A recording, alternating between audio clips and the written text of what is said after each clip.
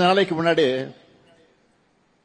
தமிழ்நாட்டுக்கு நம்முடைய மாண்புமிகு பிரதமர் அவர்கள் வந்தார்கள். ராமேஸ்வரத்துக்கு வந்தார்கள், ராமநாதபுரம் மாவட்டத்துக்கு வந்தார்கள், பாலத்தை திறந்து வைக்க வந்தார்கள். வரட்டும், அதை நாங்கள் விமர்சிக்க விரும்பல. ஆனா என்ன பேசிட்டு போனாருங்க? எவ்வளவு கொடுத்தாலும் இங்க அழுகுறாங்க, எவ்வளவு நிதி கொடுத்தாலும் நம்ம அழுகுறோமா அப்படின்னு பேசிட்டு போயிருக்காரு.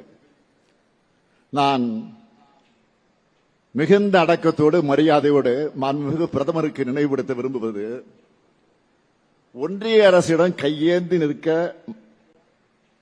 மாநிலங்கள் பிச்சைக்காரர்களான்னு யாரு? நீங்க கேட்டது, நீங்க சொன்னது. அதனால்தான் நினைவுபடுத்துறேன். குஜராத் முதலமைச்சராக மோடி அவர்கள் இருந்தப்போ நீங்க பேசுனது என்ன? குஜராத் மாநிலத்தினுடைய முதலமைச்சர் வந்தப்போ ஆளுநர்கள் மூலமாக தனி ராஜாங்கம் பண்றாங்க. யாரு? மோடி பேசுறாரு. எப்போ? குஜராத் முதலமைச்சராக இருந்தப்போ எதிர்கட்சி ஆளும் மாநிலங்களுக்கு ஒன்றிய அரசு நிதி வழங்குறதுல பாரபட்சம் காட்டுதுன்னு புகார் சொன்னார். யாரு? மோடி அவர்கள்.